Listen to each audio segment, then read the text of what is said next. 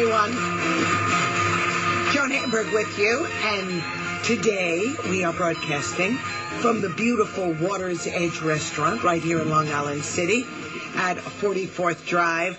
We have a great show, and many of you have been with me. You come to our different remotes, you travel on our different ships. I know some of you have taken hours to get here, and the weather is cooperating.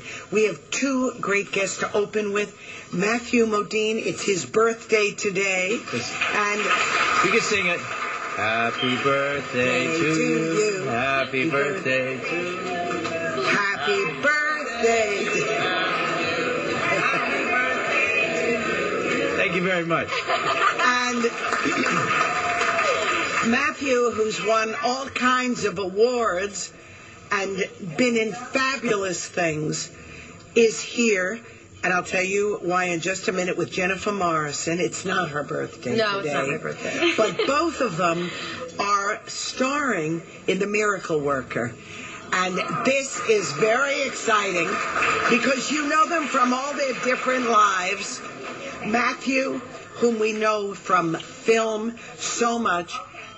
Matthew starring in a million different movies, from Married to the Mob, Pacific Heights, and of course, the wonderful HBO series And the Band Played On. And Jennifer Morrison, who's also making her Broadway debut, is Dr. Allison Cameron in House MD.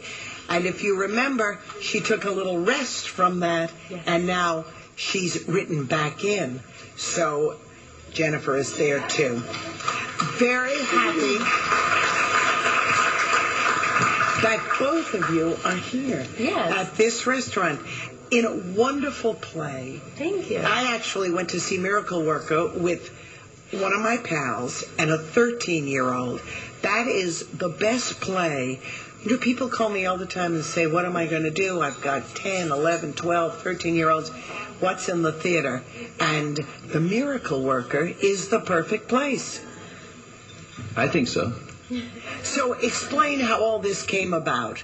I mean, how did an agent call you? Or let's start with you, Jennifer. I just auditioned, actually. I'd been doing house for 6 years and knew that I was going to have some time off and really wanted to have a theater experience again. I had started on stage when I was 5, so for me, I just really wanted to get back on stage. And really just poured all of my efforts into meeting with people in New York and trying to get involved in theater in New York.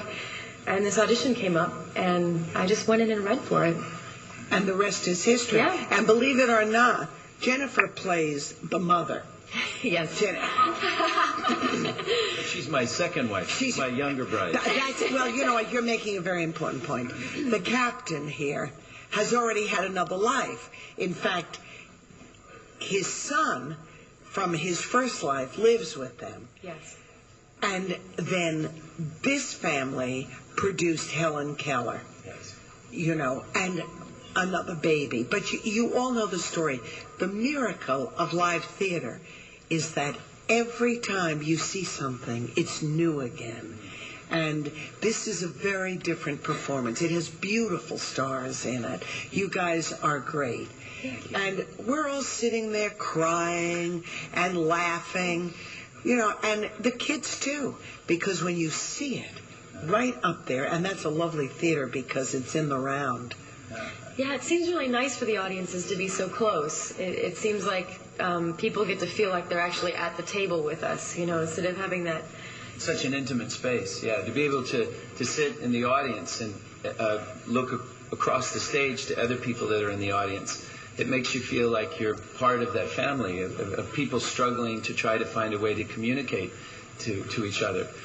Because that's very much, of course the story is about Helen Keller and her teacher, Annie Sullivan. It's very much a story about a family. And I think that that's what people forgot from the experience of having watched the movie, is when Arthur Penn directed the film, he chose to make the focus of that story about the teacher-student relationship, and the parents and the son were out on the periphery, almost voices in another room. And when David Richenthal, who asked me to participate in this play, he's one of the lead producers on the play, I thought that I knew the play. I thought that I knew what it was about. And then, having read the play, I realized I didn't know the story of Helen Keller at all. And, you know, so this could be very much a story about an autistic child. It could be a story about a family that's dealing with somebody who has alcoholism or a drug addiction, and trying to find a way to communicate to that child. And the miracle of the miracle worker is that Annie Sullivan, using this sign language, was able to find a way to get Helen Keller to be able to see and hear in a different way. And I think for us as a society, it's so important for us to be able to communicate. And if somebody's not hearing what we're saying, to find a way to punch through that wall and be able to communicate with somebody who's just not hearing you. You know, that is really important. And the truth is, I hadn't thought about that in regard to all the issues that everyone seems to deal with today. But if something doesn't work, you have to keep trying something else. Also, what I didn't realize, we all know the story and we've all seen it, is that Annie Sullivan, you forget, yes, she was brilliant and she did extraordinary things, but she herself was almost blind, legally blind, and had a zillion surgeries. She was an orphan and spent terrible years in those days in what was really considered a poor house with her brother, the only survivor of this family, and he dies, you know, of consumption. So this was a young woman who had everything to lose and nothing to lose, and never gave up. And it is a great lesson when you deal with kids. She was like a wild animal. And she was Irish. And at that time, the story takes place. At that time, I mean, we're still kicking the Irish around, whatever. But yeah, the play takes place right after the American Civil War. And she's a Northerner, and she comes down to Alabama to try to tell Captain Keller how to do things. And so, number one, being a Northerner, number two, being a woman, coming into a Southern gentleman's home and telling them how things are going to be done. You can imagine the sparks that start flying when they start yelling at each other about how to get things done. Yeah, right. Well, I'll tell you what, if Annie Sullivan were around today and came into somebody's house, they'd arrest her. They'd have her they'd call social services, and they'd have her. That would never happen today. You know, I mean, they'd put her in jail. Of course, and she was just a young girl. Yeah. You know, she was 18, 19 years old. We think of her as the teacher with a capital T. She was a youngster, and she did ultimately get married, and Helen Keller moved in with Annie Sullivan and her husband. He must have been some husband. Yeah, I mean, I actually read quite a bit about that, and they, you know, Annie Sullivan became such a central part of Helen's life because she was literally Helen's eyes for the rest of her life. She went to college with her and spelled the lessons in her hand. It was amazing. She went to Radcliffe. Yeah, they ended up becoming sort of one person in a sense, which is also kind of the interesting thing for Kate Keller in the play, is that, you know, as much as she wants her daughter to learn and be able to learn, she also doesn't want to have to give up being the central mother figure in Helen's life, and to have Annie succeed means that Helen will probably never be as close to Kate as she will be to Annie. And that's a big sacrifice for Kate.